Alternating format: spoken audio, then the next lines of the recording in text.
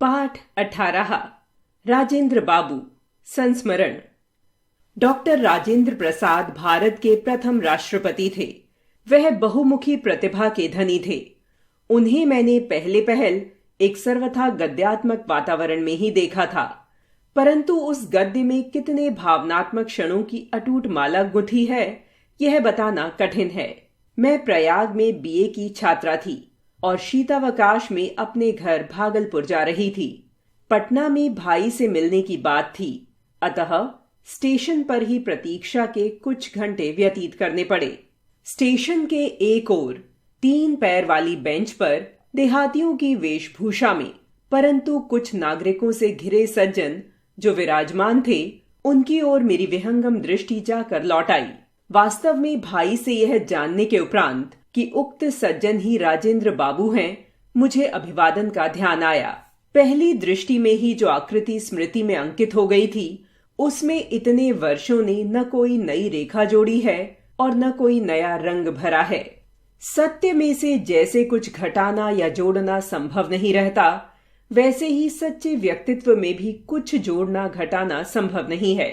काले घने पर छोटे कटे हुए बाल, चौड़ा मुख, चौड़ा माथा, घनी भ्रुकुटियों के नीचे बड़ी आंखें, मुख के अनुपात में कुछ भारी नाक, कुछ गोलाई लिए चौड़ी ठुड्डी, कुछ मोटे पर सुडौल होंठ, श्यामल झाई देता हुआ गेहुआ वर्ण, ग्रामीणों जैसी बड़ी बड़ी मूछें जो ऊपर के होंठ पर ही नहीं, नीचे के होंठ पर भी रोमिल आवरण डाले हुए थीं।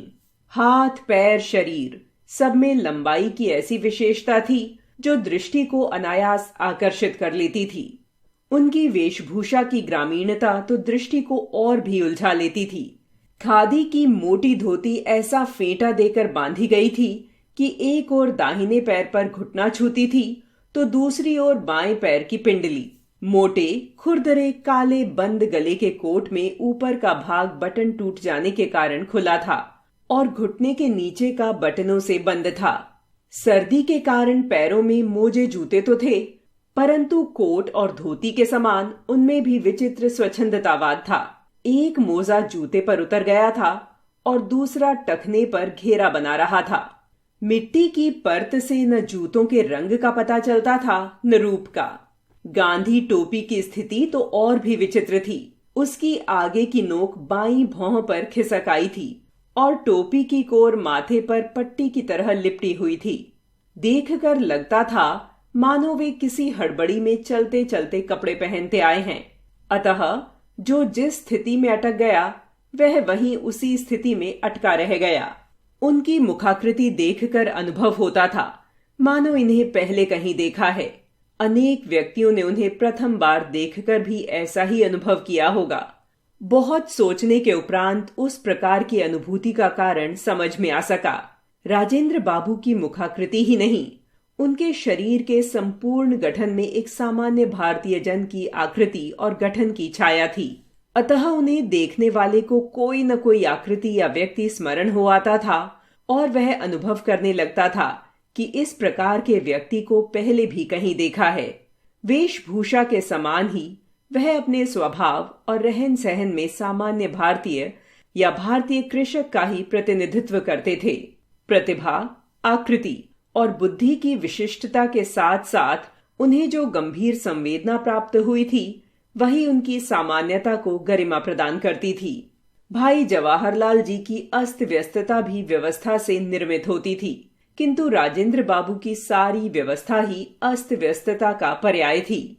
दूसरे यदि जवाहरलाल जी की अस्त व्यस्तता देख लें तो उन्हें बुरा नहीं लगता था, परंतु अपनी अस्त व्यस्तता के प्रकट होने पर राजेंद्र बाबू भूल करने वाले बालक के समान हो जाते थे। एक दिन यदि दोनों पैरों में 2 भिन्न रंग के मोजे पहने किसी ने उन्हें यदि देख लिया तो उनका संकुचित हो उठना अनिवार्य था। उनकी वेशभूषा की अस्त व्यस्तता के साथ उनके निजी सचिव और सहचर भाई चक्रधर जी का अनायास स्मरण हो आता है। जब मोजों में से 5 उंगलियां बाहर निकलने लगती, जब जूते के तले पैर के तलवों के गवाह बनने लगते, जब धोती, कुर्ते, कोट आदि का खद्दर अपने मूल ताने बाने में बदलने लगता, तब चक्रधर इस पुरातन सज्जा को अपने लिए सहेज लेते। उन्होंने वर्षों तक इसी प्रकार राजेंद्र बाबू के पुराने परिधान से अपने आप को प्रसादित कर कृतार्थ का अनुभव किया था। मैंने ऐसे गुरु शिष्य या स्वामी सेवक फिर अब तक नहीं देखे। राजेंद्र बाबू के निकट संपर्क में आने का अवसर मुझे सन 1937 में मिला, जब वह कांग्रेस के अध्यक्ष के रूप में महिला विद्यापीठ महाविद्यालय के भवन का शिलान्यास करने प्रयाग आए। उनसे ज्ञात हुआ कि उनकी 15-16 पौत्रियां हैं, जिनकी पढ़ाई की व्यवस्था नहीं हो पाई है। मैं यदि अपने छात्रावास में रखकर उन्हें विद्यापीठ की परीक्षाओं में बैठा सकूं, तो उन्हें शीघ्र कुछ विद्या प्राप्त हो सकेगी। पहले बड़ी, फिर छोटी, फिर उनसे छोटी के क्रम में बालिकाएं संरक्षण में आ गईं और उन्हें देखने प्रायः उनकी दादी और कभी कभी दादा भी प्रयाग आते रहे। तभी राजेंद्र बाबू की सहधर्मिणी के निकट संपर्क में आने का अवसर मिला। वह सच्चे अर्थ में धरती की पुत्री थीं, साध्वी, सरल, क्षमामयी, सबके प्रति ममतालु और असंख्य संबंधों की सूत्रधारिणी। ससुराल में उन्होंने बालिका वधू रूप में पदार्पण किया था। संभ्रांत जमींदार परिवार की परंपरा के अनुसार उन्हें घंटों सिर नीचा करके एकासन बैठना पड़ता था। परिणामतः उनकी रीढ़ की हड्डी इस प्रकार झुक गई कि युवती होकर भी वे सीधी खड़ी नहीं हो पाईं। राजेंद्र बाबू ने मुझे बताया कि बालिकाओं की दादी किसी का छुआ नहीं खाती, केवल ब्राह्मण रसोइया अपवाद है। छात्रावास का रसोइया महाराज उनकी थाली परोस देगा, कुछ अन्यथा न मानना, कहकर वह संकुच। बिहार के जमींदार परिवार की वधू और स्वातंत्र्य युद्ध के अपराजय सेनानी की पत्नी होने का न उन्हें कभी अहंकार हुआ और न उनमें कोई मानसिक ग्रंथि ही बनी। छात्रावास की सभी बालिकाओं तथा नौकर चाकरों का उन्हें समान रूप से ध्यान रहता था। एक दिन या कुछ घंटे ठहरने पर भी वह सबको बुला बुलाकर उनका तथा उनके परिवार का कुशल मंगल पूछना न भूलती थीं। घर से अपनी पौत्रियों के लिए लाए मिष्ठान में से प्रायः सभी बंट जाता था। देखने वाला यह जान ही नहीं सकता था कि वह सबकी इया अय्या अर्थात दादी नहीं है। गंगा स्नान के लिए तो मुझे उनके साथ प्रायः जाना पड़ता था। उस दिन संगम पर जितना दूध मिलता, जितने फूल दिखाई देते, सब उनकी ओर से ही गंगा यमुना की भेंट हो जाते। कोलाहल करते हुए पंडों की पूरी पलटन उन्हें घेर लेती थी, पर वह बिना विचलित हुए शांत भाव से प्रत्येक को उसका प्राप्य देती चलती थीं। बालिकाओं के संबंध में राजेंद्र बाबू का स्पष्ट निर्देश था कि वे सामान्य बालिकाओं के साथ बहुत सादगी और संयम से रहें। वे खादी के कपड़े पहनती थीं, जिन्हें वे स्वयं ही धो लेती थीं। उनके साबुन, तेल आदि का व्यय भी सीमित था। कमरे की सफाई, झाड़ पोंछ, गुरुजनों की सेवा आदि भी उनके अध्ययन के आवश्यक अंग थे। स्वतंत्रता के उपरांत विद्यापीठ के छात्रावास से कुछ बालिकाएं दिल्ली चली गईं और कुछ विशेष योग्यता प्राप्त करने के लिए अंग्रेजी के विद्यालयों में भर्ती हो गईं। केवल राजेंद्र बाबू की पौत्रियां अपवाद रहीं। राजेंद्र बाबू के भारत के प्रथम राष्ट्रपति हो जाने के उपरांत मुझे स्वयं उनकी पौत्रियों के संबंध में चिंता हुई। उनका स्पष्ट उत्तर मिला, महादेवी बहन, दिल्ली मेरी नहीं है, राष्ट्रपति भवन मेरा नहीं है। अहंकार से मेरी पोतियों का दिमाग खराब न हो जाए, तुम केवल इसकी चिंता करो। वे जैसी रहती आई हैं उसी प्रकार रहेंगी। कर्तव्य विलास नहीं, कर्मनिष्ठा है। उनकी सहधर्मिणी में भी किसी प्रकार का परिवर्तन नहीं हुआ। जब राष्ट्रपति भवन में उनके कमरे से संलग्न रसोई घर बन गया, तब वह दिल्ली गईं और वह अंत तक स्वयं भोजन बनाकर सामान्य भारतीय गृहिणी के समान पति, परिवार तथा परिजनों को खिलाने के उपरांत स्वयं अन्न ग्रहण करती थीं। उस विशाल भवन में यदि अपने अद्भुत आतिथ्य की बात न कहूं तो कथा अधूरी रह जाएगी।